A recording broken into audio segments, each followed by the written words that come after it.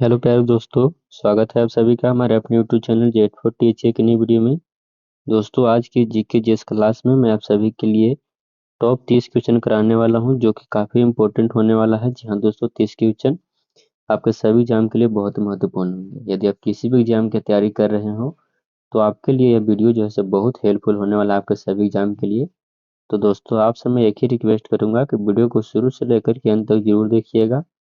Channel पर नए हैं तो चैनल को सब्सक्राइब कर लीजिए। चलिए आज के इस वीडियो को शुरू करते हैं। प्यारे दोस्तों, आज का पहला नंबर क्वेश्चन है, आवश्यक प्रतियोगिताओं या रासायनिक प्रतिक्रिया में बने उत्पादों का मात्रात्मक अध्ययन है। तो माफ करिएगा, मात्रात्मक अध्ययन क्या कहलाता है? तो उसको कहा जाता है दोस्तों सस्वाचियोमेट्री कहते हैं। अगले प्रश्न को बढ़ेंगे हम लोग। दूसरा नंबर क्वेश्चन है, गोलाकार दर्पण या लेंस के केंद्र अथवा वक्रता केंद्र के माध्यम से गुजरने वाली एक काल्पनिक रेखा को क्या कहा जाता है? तो दोस्तों, उस काल्पनिक रेखा को कहा जाता है मुख्य धुरी। याद रखिएगा, उसको मुख्य धुरी कहा जाता है। अगले प्रश्न को देखेंगे। 3 नंबर प्रश्न आप लोग सामने है, तराइन की दूसरी लड़ाई कब लड़ी गई थी? बहुत ही बढ़िया क्वेश्चन है प्यारे दोस्तों। तराइन की दूसरी लड़ाई कब लड़ी गई थी? तो दोस्तों, तराइन की दूसरी लड़ाई जो लड़ी गई थी वो 1192 ईस्वी में लड़ा गया था। याद रखिएगा, 1192 ईस्वी में तराइन की दूसरी लड़ाई लड़ी गई थी। 4 नंबर क्वेश्चन आप लोगों के सामने है दोस्तों, भारत की दूसरी पंचवर्षीय योजना का मुख्य लक्ष्य क्या था? जी हाँ दोस्तों, भारत की दूसरी पंचवर्षीय योजना का मुख्य लक्ष्य क्या था? तो भारत की दूसरी पंचवर्षीय योजना का मुख्य लक्ष्य जो था वो भारी उद्योग और पूंजीगत समान का था। मुख्य लक्ष्य यही था। 5 नंबर प्रश्न आप लोग देख सकते हैं, एंजियोस्पर्म में अपने बीज में एक से अधिक भ्रूण पैदा करने की घटना को क्या कहते हैं? तो दोस्तों, उसको कहा जाता है पोलियम्ब्रियोनी। जहाँ दोस्तों पोलियम्ब्रियोनी कहते हैं।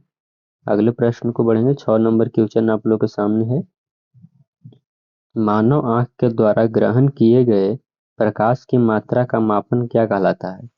तो दोस्तों, मानव आंख के द्वारा ग्रहण किए गए प्रकाश की मात्रा का मापन जो कहलाता है वो फोटोमेट्री कहते हैं। उसको याद रखिएगा, फोटोमेट्री। अगले प्रश्न को बढ़ेंगे।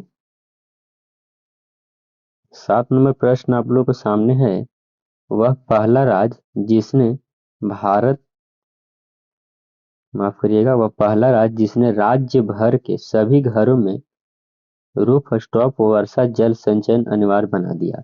तो दोस्तों, वह पहला राज्य था तमिलनाडु, जो कि छत पर बना करके उसको वर्षा जल संचयन किया जाता था। 8 नंबर क्वेश्चन आप लोगों के सामने है प्यारे दोस्तों, 1765 में दीवानी अधिकार अंग्रेजों को किस राज्य से मिला? जी हाँ दोस्तों, 1765 में दीवानी अधिकार अंग्रेजों को किस राज्य में मिला था? तो बंगाल में मिला था, बिहार में और उड़ीसा में। इन 3 राज्यों में मिला हुआ था। 9 नंबर क्वेश्चन आप लोग के प्रश्न है, 2022 शीतकालीन ओलंपिक की मेजबानी के लिए किस शहर को चुना गया था? तो दोस्तों, उस शहर का नाम था बीजिंग। जी हाँ दोस्तों, बीजिंग को चुना गया था। 10 नंबर प्रश्न आप लोग के सामने है, निम्नलिखित नदियों में से कौन सी नदी पूर्वगामी नदी है? जी हाँ दोस्तों, निम्नलिखित नदियों में से कौन सी नदी पूर्वगामी नदी है? तो सिंधु नदी है पूर्वगामी। अगले प्रश्न को बढ़ेंगे। 11 नंबर क्वेश्चन है, इलेक्ट्रोड और इलेक्ट्रोलाइट के बीच विकसित होने वाले विभवांतर को क्या कहा जाता है?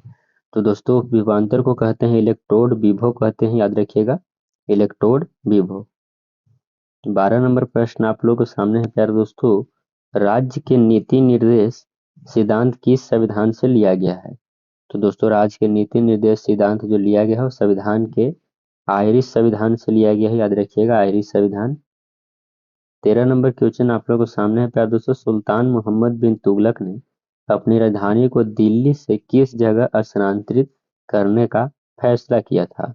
तो देवनगरी में करने का फैसला किए थे, दिल्ली से।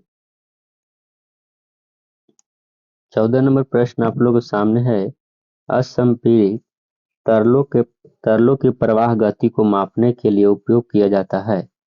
तो उपयोग किया जाता है दोस्तों, उसका नाम है वेंटूरी मीटर। जी हाँ दोस्तों, वेंटूरी मीटर। अगले प्रश्न को देखेंगे। 15 नंबर प्रश्न है, फूलों का मादा प्रजनन अंग क्या होता है? तो दोस्तों फूलों का मादा प्रजनन अंग जो होता है वो जायांग कहलाता है। जी हाँ दोस्तों, जायांग कहलाता है। और फूलों का नर जनन अंग कहलाता है पुंमंग। अगला क्वेश्चन देखेंगे, 16 नंबर क्वेश्चन आप लोगों के सामने है, भारत के उच्चतम न्यायालय आदेश जारी कर सकते हैं तो केवल मौलिक अधिकार के संदर्भ में जारी किया जा सकता है। 17 नंबर प्रश्न आप लोगों के सामने है, यदि विधेयक संविधान के संघीय प्रावधानों में संशोधन करना चाहता है तो इसे किसकी अनुमति के द्वारा किए जाने की आवश्यकता होती है? तो इसका अनुमति होना चाहिए राज्य विधान परिषद के आधे सदस्यों के सामान्य बहुमत द्वारा, तभी यह संशोधित कर सकते हैं। 18 नंबर क्वेश्चन है, राज्यों के राज्यपालों की केंद्र द्वारा नियुक्ति का प्रावधान लिया गया है। तो दोस्तों राज्यों के राज्यपालों की केंद्र द्वारा नियुक्ति का प्रावधान लिया गया है कनाडा के संविधान से। 19 नंबर क्वेश्चन आप लोगों के सामने है, भारत के किस पड़ोसी देश में एक भी बंदरगाह नहीं है? जी हाँ दोस्तों, भारत के किस पड़ोसी देश में एक भी बंदरगाह नहीं है? तो अफगानिस्तान में बंदरगाह नहीं है, एक भी नहीं। 20 नंबर प्रश्न आप लोग सामने है, कॉमनवेल्थ खेलों का हिस्सा नहीं है। तो कॉमनवेल्थ खेलों का हिस्सा अमेरिका का खेलों का हिस्सा नहीं है। अगले प्रश्न को देखेंगे, 21 नंबर क्वेश्चन आप लोग सामने, सबसे लंबी तट रेखा वाला महासागर कौन है? तो दोस्तों सबसे लंबी तट रेखा वाला महासागर जो है अटलांटिक महासागर है। याद रखिएगा अटलांटिक महासागर। अगले प्रश्न को पढ़ेंगे, 22 नंबर प्रश्न आप लोगों के सामने, 2011 की जनगणना के अनुसार भारत में शहरी जनसंख्या का प्रतिशत है। तो दोस्तों 2011 की जनगणना के अनुसार भारत की शहरी जनसंख्या का प्रतिशत 31.16% है। 23 नंबर प्रश्न आप लोगों के सामने है, केंद्रीय प्रशासनिक न्यायाधिकार किस मंत्रालय के अधीन आता है? तो कार्मिक मंत्रालय के अधीन आता है। अगले प्रश्न को देखेंगे, 24 नंबर प्रश्न है, कर्नाटक की प्रसिद्ध लोक संगीत परंपरा है। कर्नाटक की प्रसिद्ध लोक संगीत परंपरा है तो दुल्लू कुनिथा।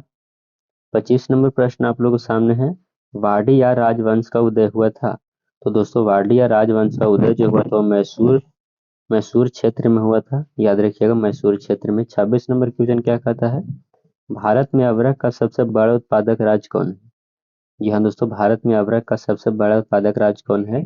तो आंध्र प्रदेश है। याद रखिएगा आंध्र प्रदेश। अगले प्रश्न को देखेंगे, 27 नंबर क्वेश्चन बहुत ही बढ़िया, पुरुषों में मौजूद सेक्स जीन कौन से है? दोस्तों पुरुषों में मौजूद सेक्स जीन जो होते हैं वह एक्स और वाई होते हैं। अगले प्रश्न को देखेंगे, 28 नंबर प्रश्न आप लोग सामने, भारत बेल्जियम और स्पेन में संघीय अभ्यास का उपयोग किया जाता है, संघीय रूप से प्रशासित विधि के द्वारा किया जाता है इन तीनों देशों में। 29 नंबर प्रश्न आप लोगों के सामने है, वह अनुच्छेद जिसके तहत भारत की आकस्मिक निधि आती है। तो अनुच्छेद 267 है ये दोस्तों, याद रखिएगा अनुच्छेद 267। अगले प्रश्न को देखेंगे, माफ करिएगा दोस्तों, इस वीडियो में 29 ही क्वेश्चन थे। मैंने आप सभी को 30 क्वेश्चन कराने का वादा किया था, ताकि चलिए इसमें 29 क्वेश्चन ही हम सभी ने किए। वीडियो कैसा लगा कमेंट करके जरूर बताइएगा। वीडियो को लाइक कर दीजिए, चैनल पर नए हैं तो चैनल को भी सब्सक्राइब कर दीजिए और दोस्तों एवं रिश्तेदारों के पास वीडियो को शेयर कर दीजिए। तो चलिए मिलते हैं अगले वीडियो में, तब तक के लिए जय हिंद प्यारे साथियों, मस्त रहिए, स्वस्थ रहिए और अच्छे से स्टडी करते रहिए, अच्छे से पढ़ाई करते रहिए। चलिए अगले वीडियो में देखते हैं अगला क्वेश्चन।